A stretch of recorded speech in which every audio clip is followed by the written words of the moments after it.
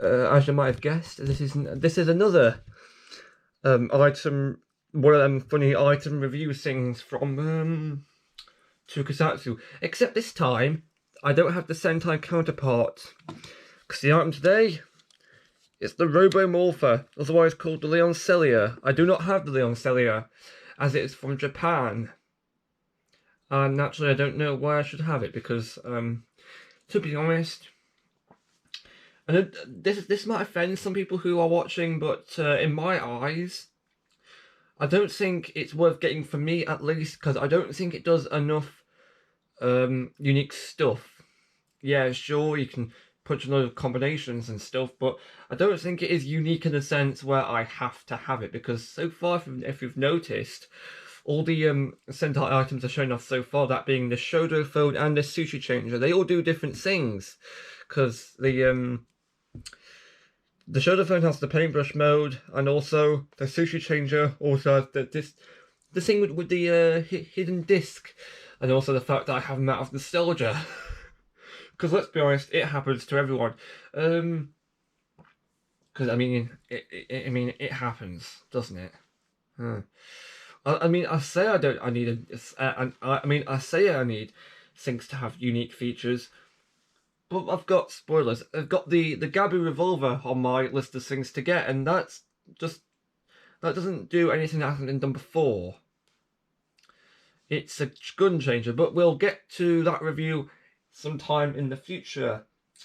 And also, I'm just going to point out now that some of the reviews, i.e. the Diamond Charge Morpher / Gabu Revolver cross comparison video, will be a bit later than expected, because for some of these items, right, I have the American versions, but I'm going to be waiting for the Japanese version to come. Because I'm currently using some sites like eBay. For some of them, I needed to wait for customer service to get back to me before we can even think about ordering stuff. Because we want to make sure that everything is okay, A-OK, like customs charges, even though I've probably figured all that a lot out by now. We need to make sure that there's that they can do it kind of like we need to make sure that they can ship to the UK. I mean, I've heard that they can ship to America, so then why wouldn't they be able to ship to the UK? Because technically the UK is a bit closer, because America's all over to this side and Japan's to that side. Japan is just an incy tiny bit closer to America. No, not America, UK. Because if you Google a map on Google, you can see that Europe isn't next to where Russia is, basically, and just down from where Russia is, Japan is. That's where Japan is. So, technically speaking, the UK is just a teensy bit closer to where Japan is than America. Because, America's on one side, directly on one side, Japan's on the other side. UK is in the middle. So technically it would take a bit... it's still going to take long, it's still going to take a lot of cash to get here, but it's just a bit closer, like an inch, like this close. Like, it makes this much of a difference. Right, enough of the oddly placed geography lesson. Let's get on to the Robo Morpher.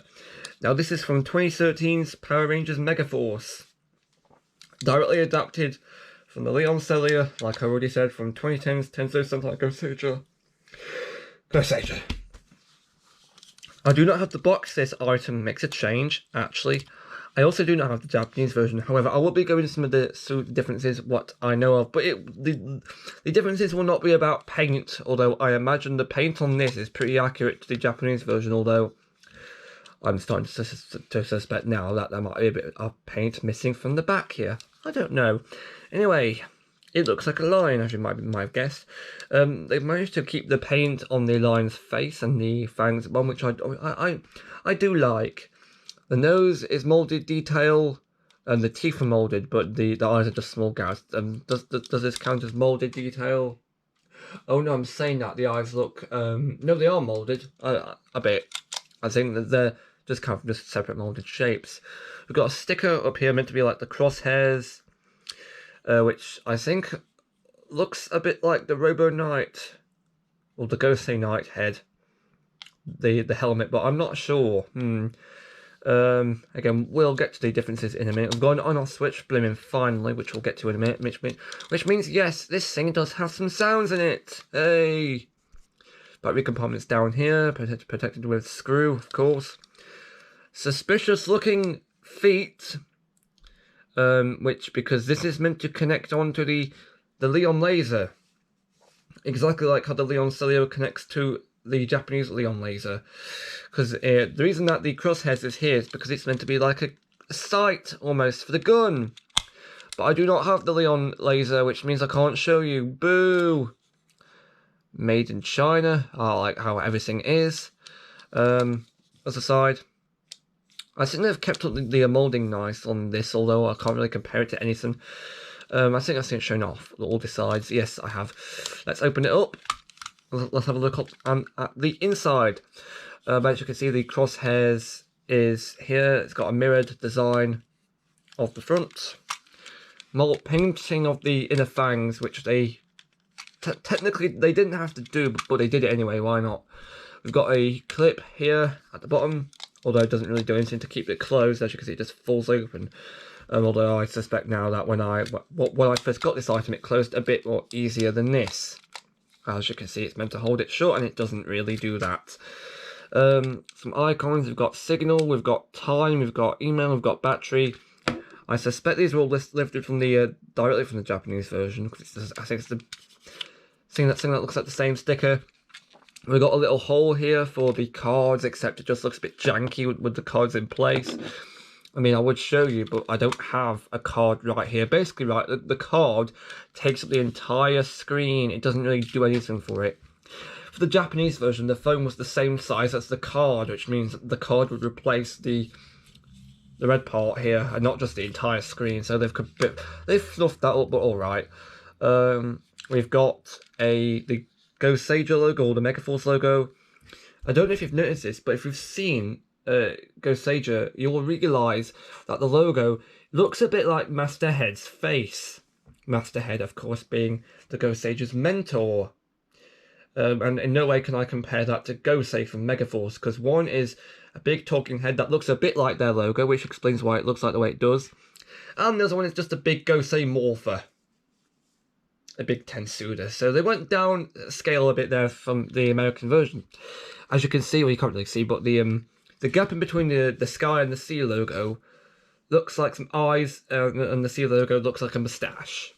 In case you haven't noticed that before. I'm also pretty sure that the sky logo is meant to be like his crown or something, which is okay, because it does look like a crown. Anyway, we've got the number pad here. The red square is just painted detail, and the keypad, you can only press 2, 4, 5, 6, and 8. Those numbers are just molded detail, which is a nice step up from the previous Samurai's phone. As you can see, if I press one button, they all move down at once. You can kind of see that. I mean, that is a bit disappointing, but it did feel like a nice improvement over the Samurai's from before.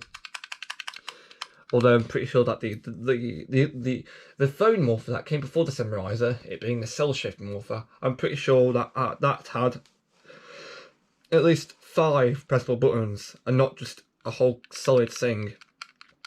Although I do suspect that they're all connected like this. Anyway, we'll get on to the noises this thing makes, which we will now turn on. This is the little odd noise, which I believe was lifted from many of the Go Sager toys. I'm pretty sure many of them had that same on noise. Also, the noises might be a bit quiet due to the speaker. And the maybe the speaker quality is not that good in this. But I think, when this came out, you only paid like 15 quid for it, so why not? But I can't really check the prices because it's a bit inaccurate. Anyway, there's only 3 sounds the keypad makes. It doesn't matter what buttons you press, they all randomly generated. So to demonstrate, we can press 5 over and over again and see if we get all 3 of them in one go.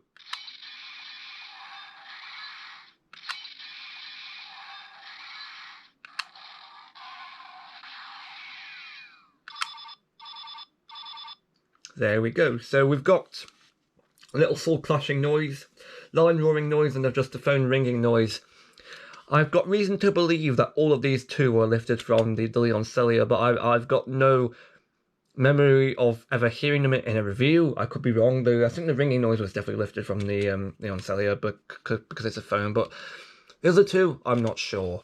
Because I mean, they could have easily come from the Leon Laser, given that they're both like line synced, but I don't know.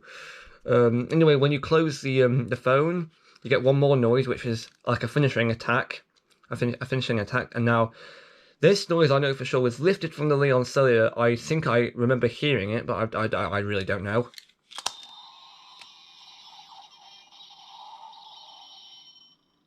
There we go. We've got like a lion's roar at the end.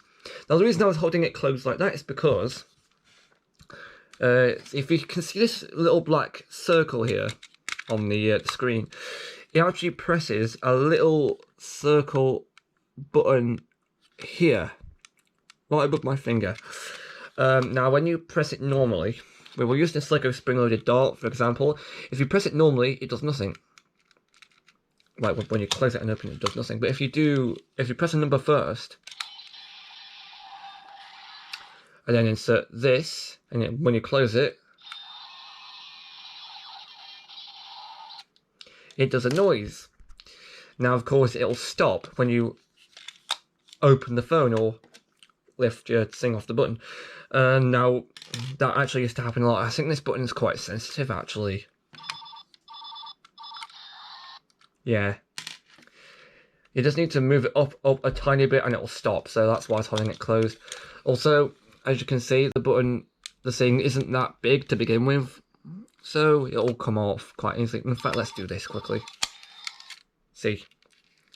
Also, I think the hinge on this is a bit worn out, but that's because of age. Right, let's move on to differences from the Japanese version. Now, of course, not including paint, because I can't really compare that. The differences here, on the physical differences, of course, is that, of course, it was a lot bigger. And because of how big it was, the cards when inserted would actually just cover the screen, not the entire top half of the phone. So that was a difference. And of course, all the buttons on the number pad were pressable and not just a few. And you could use them to import codes.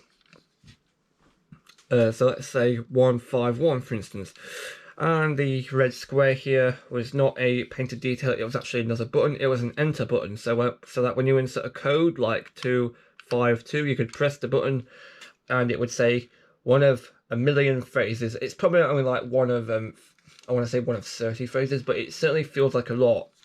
And yes, before I forget, the Japanese version of this phone also has a lot of phrases in it, because all the cards, or the Gosei cards, or power cards tied to Gosei Night would all have like this little code printed on them, so that you would know what number to put in. But the advertising of the phone, of the item, actively told you just to press buttons randomly and see what came out. I mean, that's fair. It's what kids are just going to do with it anyways.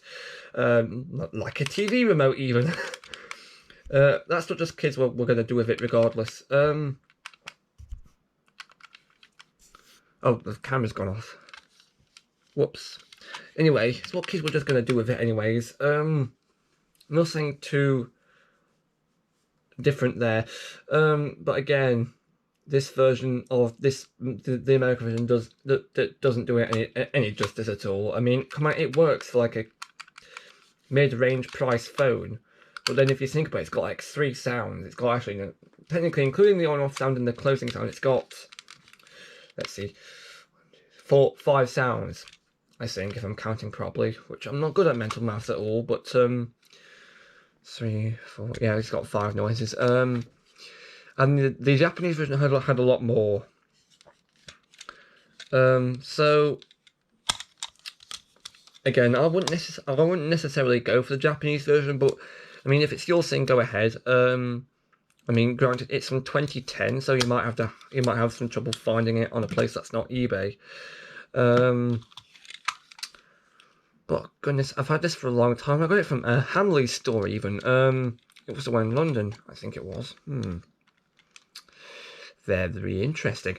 So yeah, I don't know what else to say about this actually. Go down there, mate. So that was it for this review. Camera's still gone off. It's just showing me like a black screen. It's not showing any of the footage it's showing here. So if it comes out a bit wrong, I blame the camera really. So that was it for this review. Of course, I've already decided what the next review will be, and it's going to be the Super Mega Saber. Now I've got no idea how I'm going to fit it all in camera, but I'll think of something. Anyway, can we end it on something funny? This is a lion, and I can do this with my mouth. He's got some buttons inside his mouth too. Amazing. Also, ironically, I've just realised you can actually input the FIS code of this phone, so that's 555, except it doesn't do anything.